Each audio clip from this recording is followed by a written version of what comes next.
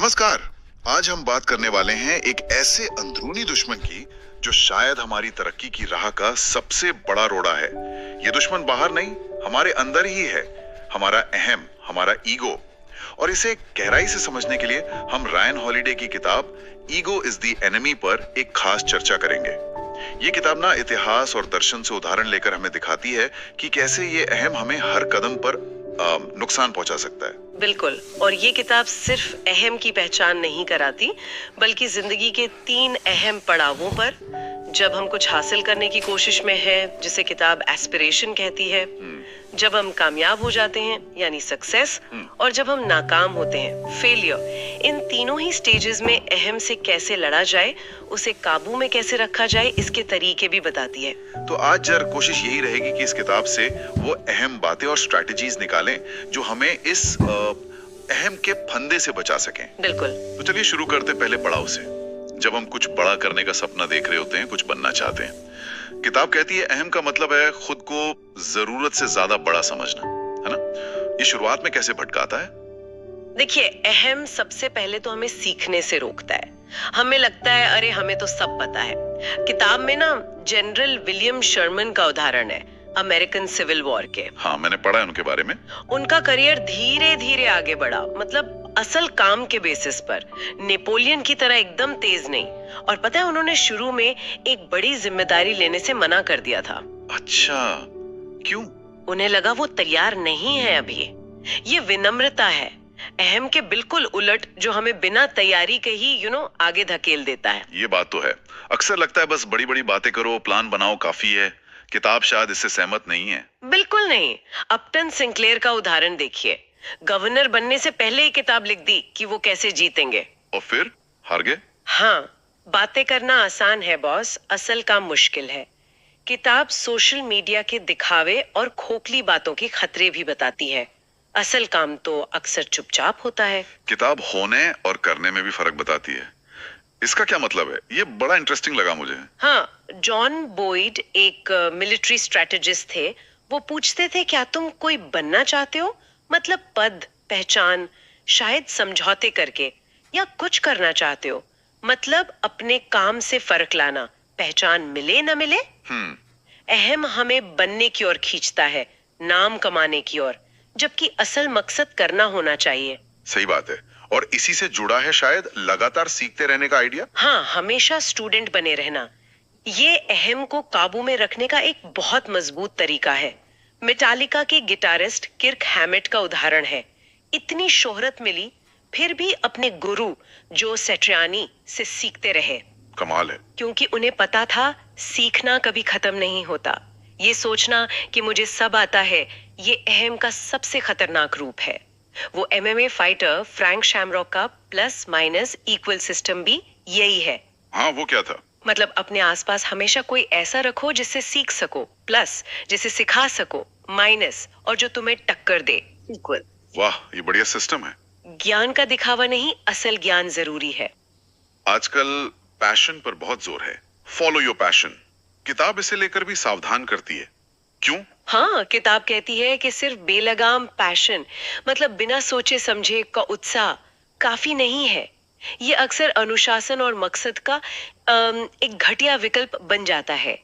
Eleanor Roosevelt या coach John wooden जैसे लोग जुनून से नहीं, मकसद और तर्क से चलते थे। फर्क क्या है दोनों में, पैशन और मकसद में? पैशन अंदर से आता है, खुद की खुशी के लिए। मकसद बाहर की तरफ देखता है, आप दुनिया में क्या करना चाहते हैं। मकसद ज्यादा टिकाऊ होता है।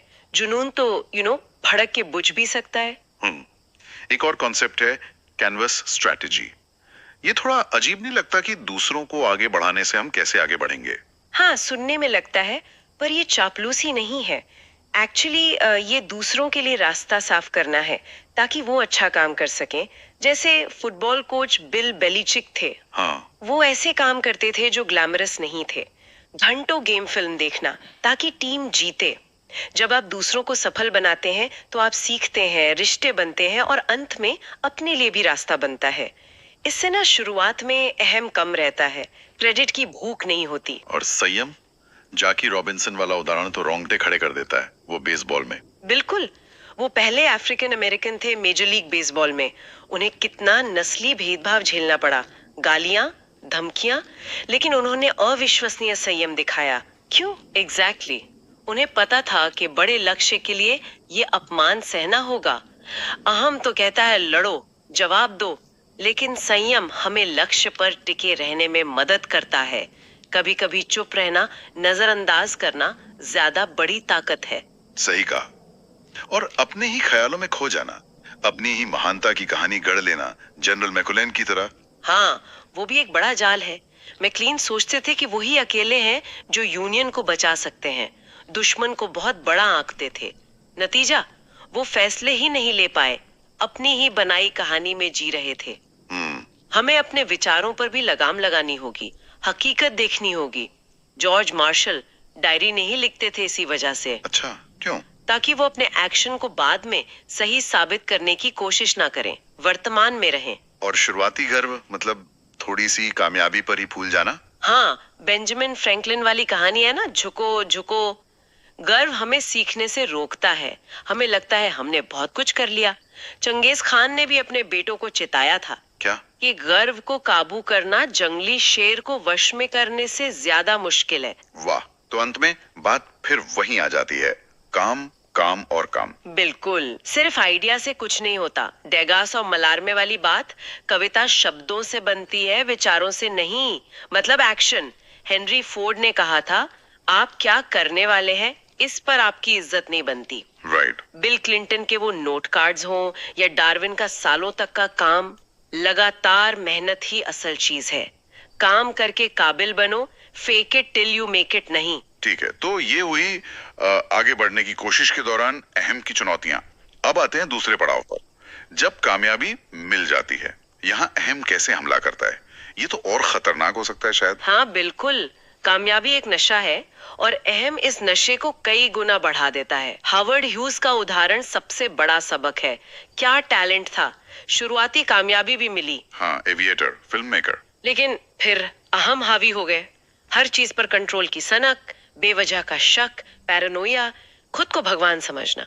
नतीजा, कंपनियां डूबी, आरकेओ स्टूडियो का नुकसान, वो स्प्रूस गूज प्लेन की फियास्को, टैक्स फ्रॉड, नशे की लत। वो बिल्कुल अकेलेपन में खत्म हुए। उनकी कहानी एक चेतावनी है। और अरस्तु ने कहा था, अच्छी किस्मत को संभालना मुश्किल होता है। ये तो वाकई डरावना है। तो फिर कामयाबी को संभालने के लिए, उसे बनाए रखने के लिए क्या जरूरी है? कैसे बचें इस जाल से? सबसे पहली बात, सीखते रहना, हमेशा स्टूडेंट बने रहना। चंगेज खां का उदाहरण देखिए, इतना बड़ा साम्राज्य बनाया कैसे? कैसे? वो जिन सभ्यताओं को जीतते थे उनसे लगातार सीखते थे। मिलिट्री टैक्टिक्स, एडमिनिस्ट्रेशन, सब कुछ। कामयाब होने के बाद अक्सर लगता है बस पहुंच गए, अब क्या सीखना।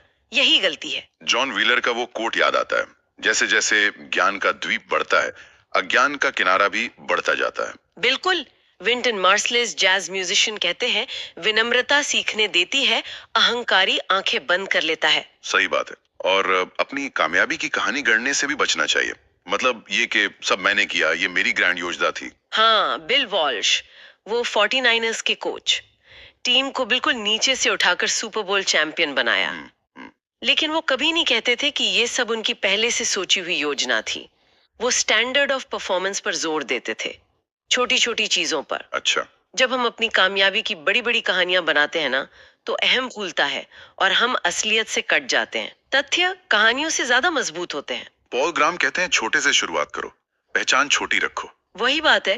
ये जानना भी जरूरी है कि हमारे लिए वाकई क्या महत्वपूर्ण है, जैसे आपने ग्रांट और शर्मन का उदाहरण दिया था पहले। बिल्कुल, युद्ध के बाद शर्मन राजनीति से दूर रहे, संतुष्ट जीवन जिया। ग्रांट राष्ट्रपति बने, प्रशासन में भ्रष्टाचार हुआ, बाद में गलत निवेश करके दिवालिया हो गए। हाँ। शायद वो तय नहीं कर पाए कि उनके लिए असली कामयाबी क्या है, प्रेसिडेंसी या कुछ और। अहम हमें दूसरों से मुकाबला करवाता है, ईर्ष्या पैदा करता है। हमें वो चाहिए जो दूसरों के पास है। हमें जानना होगा कि हम असल में क्या चाहते हैं और क्या नहीं, ताकि हम बेकार की दौड़ से बच सकें, अपने मकसद पर टिके रहें।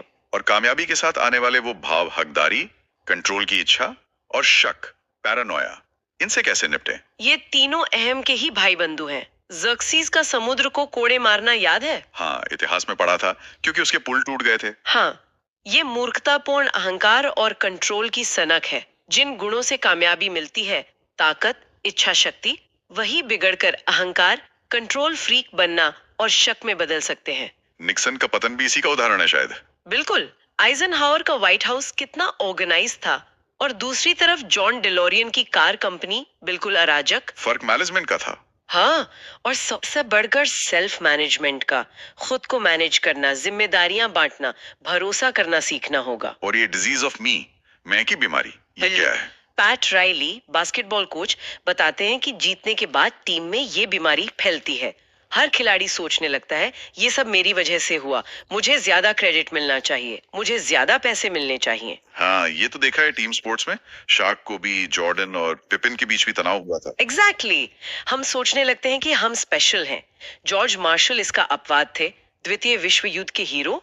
डी डे कमांड उनका हक था। लेकिन उन्होंने आइजनहावर को आगे कर दिया। हाँ, उन्होंने मिशन को अपने अहम से ऊपर रखा। दूसरों के प्रति उदारता और मिशन पर फोकस, यही इलाज है इस मैं की बीमारी का। ब्रह्मांड की विशालता पर ध्यान करना कैसे मदद करता है? ये थोड़ा फिलोसॉफिकल है। हाँ, जॉन म्योर का अलास्का वाला अनुभव, जब वो तूफान में पेड़ पर चढ़ गए थे, उन्हें सिंपैथिया का एहसास हुआ, ब्रह्मांड से जुड़ाव का। तब अपना अहम बहुत छोटा लगने लगता है। कामयाबी हमें अक्सर व्यस्त और दुनिया से अलग कर देती है। विशालता पर ध्यान करने से पर्सपेक्टिव मिलता है।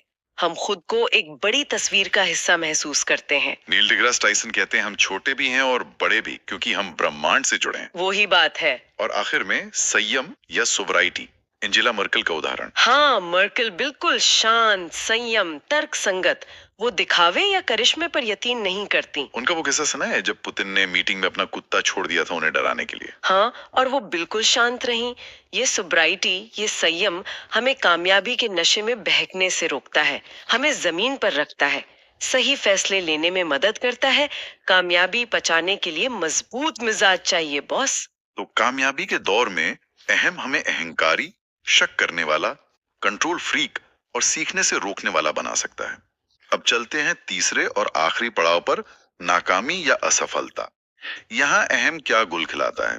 यहाँ तो इंसान वैसे ही टूटा होता है। हाँ, और अहम उस टूटन को और गहरा कर देता है। नाकामी जिंदगी का हिस्सा है, पर अहम इसे बर्दाश्त नहीं कर पाता। वो इसे पर्सनल बेइज्जती बना देता है, हमें कड़वा, गुस्से वाला बना देता है। यहाँ कैथरीन ग्राहम की कहानी बहुत प्रेरणा देती है। वॉशिंगटन पोस्ट वाली। हाँ बिल्कुल। ऐशो आराम में पली बढ़ी, पति की आत्महत्या के बाद अचानक इतने बड़े अखबार की कमान संभाली। कुछ नहीं जानती थी बिजनेस के बारे में। फिर पेंटागन पेपर्स छापने का वो हिम्मत वाला फैसला, वाटरगेट स्कैंडल का सामना, कर्मचारियों की हड़ताल, शेयर बाजार का दबाव। उन्होंने अविस्मरणीय दृढ़ता दिखाई। बिल्कुल। अहम चाहता तो वो कड़वाहट में डूब सकती थी या पीछे हट सकती थी, लेकिन उन्होंने ताकत, आत्मविश्वास और मकसद से काम लिया, अहंकार से नहीं। नाकामी के दौर में एक और कॉन्सेप्ट है, अ लाइफ टाइम बनाम डेड टाइम। मैल्कम एक्स का उदाहरण ये क्या है? मैल्कम एक्स जब जेल में थे तो वो उस वक्त को डेड टाइम मान सकते थे, मतलब बस सजा काटने का वक्त, इंतजार। लेकिन उन्होंने उसे अलाइव टाइम बनाया। उन्होंने पढ़ा, लाइब्रेरी चट कर डाली, सोचा, खुद को बदला। वाह। हर मुश्किल वक्त, हर नाकामी हमें ये चॉइस देती है। हम या तो उस वक्त को कोसते हुए कड़वाहट में बिता दें, ये अहम का रास्ता है, डेड टाइम, या फिर उसे सीखने, बढ़ने और वापसी की तैयारी में लगाएं, ये अलाइव टाइम है। चुनाव हमारा है। सही बात है। क्या सिर्फ अपनी तरफ से पूरी कोशिश करना ही काफी है, भले ही नतीजा मन मुताबिक ना हो? रोमन जनरल बेलिसारियस का उदाहरण यही सिखाता है। महान जीते दिलाई सम्राट को, और बदले में क्या मिला? अपमान, सजा, अंधा कर दिया गया शायद।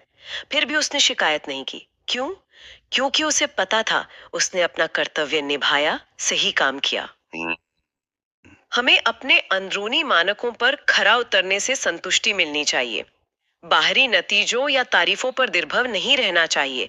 दुनिया हमारे काम के प्रति उदासीन हो सकती है, हमें अपना काम करते रहना है, यही असली जीत है। और वो फाइट क्लब मोमेंट्स जब सब कुछ बिखर जाता है। हाँ, वो पल जब हम बिल्कुल टूट जाते हैं। नौकरी जाना, रिश्ता टूटना, कोई बड़ा फेलियर, ये हमें हिला देते हैं। लेकिन यही हमें सच्चाई का आईना भी दिखाते हैं। जैसे जेके रोलिंग का वो दौर था। हाँ, या चार्ली पाकर, एलबीजे, ये पल हमें बदलने पर मजबूर करते हैं अगर हम हमें सीखने से न रोकें। हेमिंगवे ने कहा था ना, दुनिया सबको तोड़ती है और बाद में कई लोग उन्हीं टूटी हुई जगहों पर मजबूत हो जाते हैं। लेकिन शायद सबसे मुश्किल सबक है ये जानना कि कब रुकना है, कब बस हार मान लेनी है। ये बहुत बहुत जरूरी है। जॉन डिलोरियन अपनी फेल होती कार कंपनी को बचाने के लिए इतने बेताब हुए कि ड्रग डील तक में फंस गए। ओ गॉड। वो रुके नहीं और सब कुछ गवा बैठे। दूसरी तरफ स्टीव जॉब्स, उन्हें एप्पल से निकाला गया। हाँ, गुस्सा आया उन्हें, लेकिन उन्होंने हार नहीं मानी। नई कंपनियां शुरू की, नेक्स्ट, पिक्सार, अपनी गलतियों से सीखा, फिर एप्पल वापस आए। डॉफ चार्नी अमेरिकन अपैरल वाले ने ऐसा नहीं किया, अपनी कंपनी और खुद को बर्बाद कर लिया। हमें हार मानने, गलती स्वीकार करने से रोकता है। वो कहता है लड़ते रहो, चाहे जो हो। लेकिन कभी कभी पीछे हटना ही समझदारी है। बिल्कुल, ताकि हम बाद में लड़ सकें सही तरीके से। अपना स्कोर कार्ड खुद बनाना क्यों जरूरी है, बाहरी दुनिया की तारीफों से अलग? पैट्रियट्स फुटबॉल टीम का उदाहरण है।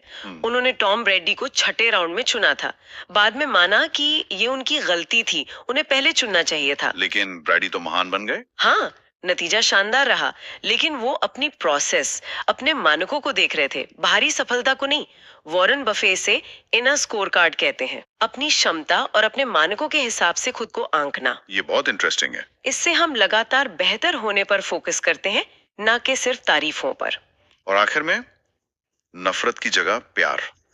ये थोड़ा मुश्किल लगता है, खासकर जब किसी ने आपके साथ बहुत बुरा किया हो। हर्स्ट ने ऑर्सन वेल्स की फिल्म सिटीजन केन को तबाह करने की पूरी कोशिश की। हाँ, क्योंकि वो फिल्म उन पर आधारित थी। लेकिन अंत में किसकी छवि ज्यादा खराब हुई? हर्स्ट की। नफरत अक्सर उल्टा असर करती है। फ्रेडरिक डगलस कहते थे, जो अपमान करता है वो असल में खुद का अपमान करता है। मार्टिन लूथर किंग जूनियर ने सिखाया, नफरत बोझ है, प्यार आजादी। दूसरों की गलतियां अक्सर उन्हें खुद ही सजा देती हैं। हमें नफरत पालकर खुद को दुखी करने की जरूरत नहीं। ऑर्सन वेल्स ने कड़वाहट नहीं पाली। डेव मुस्टेन मेटालिका से निकाले गए, सालों गुस्से में रहे। सही कहा। तो हमने देखा कि जिंदगी की हर पड़ाव पर, चाहे हम कुछ पाने की कोशिश कर रहे हों, कामयाब हों या नाकाम, अहम एक लगातार दुश्मन बना रहता है। ये कोई एक बार की लड़ाई नहीं है, बिल्कुल, ये रोज की लगाई है। रायन हॉलिडे कहते हैं, जैसे रोज झाड़ू लगानी पड़ती है घर में, वैसे ही रोज अपने अहम को साफ करना पड़ता है। किताब का सार यही है, विनम्रता, सीखने की इच्छा, मकसद पर ध्यान, संयम, दूसरों की मदद। ये गुण हमें अहम के जाल से बचाते हैं और अक्सर व्यक्तिगत सुधार ही पेशेवर कामयाबी की नींव बनता है। इसका उल्टा हमेशा सच हो जरूरी नहीं। अंत में सवाल यही रह जाता है कि हम इस अंदरूनी दुश्मन, इस अहम के खिलाफ कौन सा रास्ता चुनते हैं। ये सिर्फ बाहरी दुनिया में जीत हासिल करने की लड़ाई नहीं है, ये अपने अंदर चलने वाला एक निरंतर संघर्ष है। आज हम इस संघर्ष में कौन सा कदम उठा रहे हैं?